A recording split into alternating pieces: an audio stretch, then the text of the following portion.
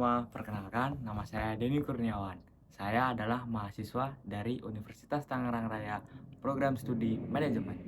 Kali ini saya akan membahas tentang bagaimana caranya untuk membuild up percaya diri guna kepentingan public speaking. Chapter yang pertama adalah chapter bagaimana mengenali dan mengatasi dari rasa takut. Ketakutan berbicara di depan umum itu adalah hal yang wajar, teman-teman. Ketakutan untuk dinilai, ketakutan untuk salah, ketakutan untuk berjumpa dengan orang banyak atau audiens. Tetapi ketakutan ini bukan hal yang harus kita tanam, bukan hal yang harus kita simpan, karena itu hanya akan menghambat kita untuk berkembang, teman-teman. Ketika kita bisa memecahkan rasa takut ini, maka teman-teman sudah satu step bisa lebih baik lagi untuk mempelajari di step berikutnya. Lalu bagaimana cara mengatasi rasa ketakutan ini, teman-teman semua? Caranya adalah dengan cara mengenali diri kita sendiri, mengenali potensi diri kita. Dengan cara kita menenangkan diri kita, mengakui bahwa kita ada kekurangan, dan kita ada kemauan untuk belajar, untuk lebih lagi dalam mengatasi rasa ketakutan ini. Cobalah dengan menenangkan diri.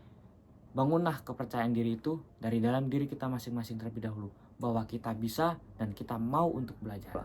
Di chapter yang kedua ini, kita akan belajar bagaimana mempersiapkan materi dengan matang.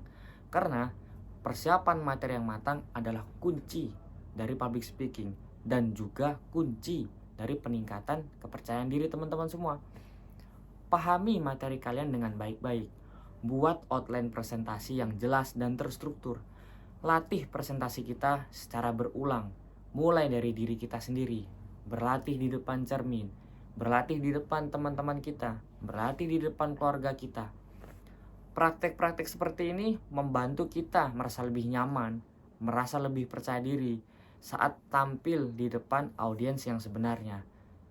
Latihan bukan hanya perihal kita mempelajari saja, tapi latihan adalah membiasakan kita untuk terbiasa berhadapan dengan audiens. Oke teman-teman, untuk selanjutnya adalah chapter ketiga.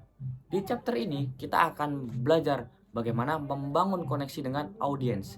Jadi salah satu untuk meningkatkan kepercayaan diri adalah dengan membangun koneksi dengan audiens.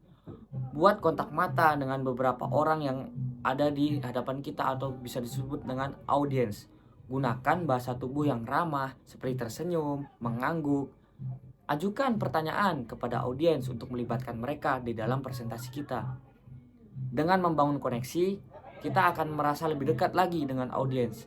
Kita akan terhubung lagi dengan audiens. Jadi kita pun juga tidak akan merasa sendiri, teman-teman.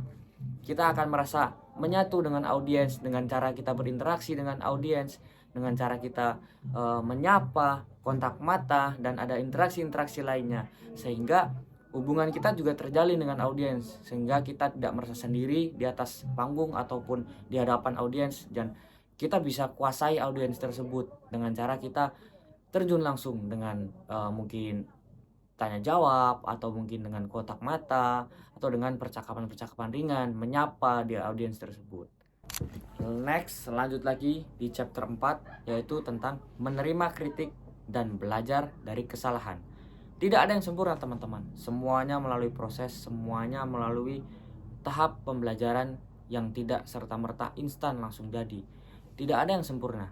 Mungkin kita melakukan kesalahan saat presentasi, dan itu hal yang sangat wajar, teman-teman. Jangan terlalu keras dengan diri sendiri untuk selalu menargetkan Anda langsung menjadi seseorang yang sempurna, langsung bisa menjadi hal yang perfect. Terimalah kritik dengan lapang dada. Terimalah kritik dengan senang hati. Itu sebagai masukan untuk kita agar nextnya kita bisa lebih baik lagi. Untuk meningkatkan kemampuan public speaking di masa depan kita butuh kritik-kritik seperti itu, teman-teman. Jadi kita jangan sekali-kali menutup diri. Kita tetap terima kritik dari teman-teman kita, dari audiens kita, atau dari orang-orang di sekitar kita.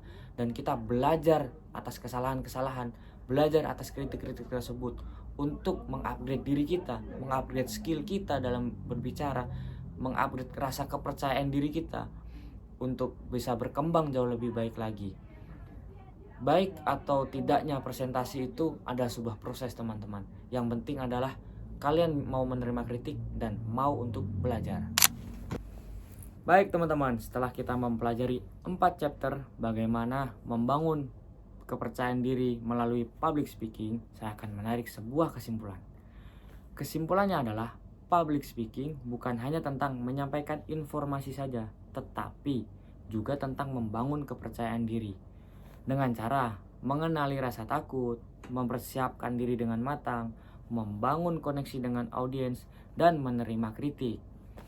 Jadi, kita dapat meningkatkan kepercayaan diri melalui public speaking dengan cara-cara tersebut. Kita juga harus sering-sering berlatih teman-teman, karena dengan cara sering-sering berlatih, kita dapat meningkatkan skill public speaking kita dan juga skill bagaimana caranya kita agar tetap bisa percaya diri. Public speaking dan kepercayaan diri adalah satu ikatan yang tidak bisa dipisahkan teman-teman. Jadi kita harus sering-sering belajar agar kepercayaan diri kita meningkat dan juga skill public speaking kita meningkat.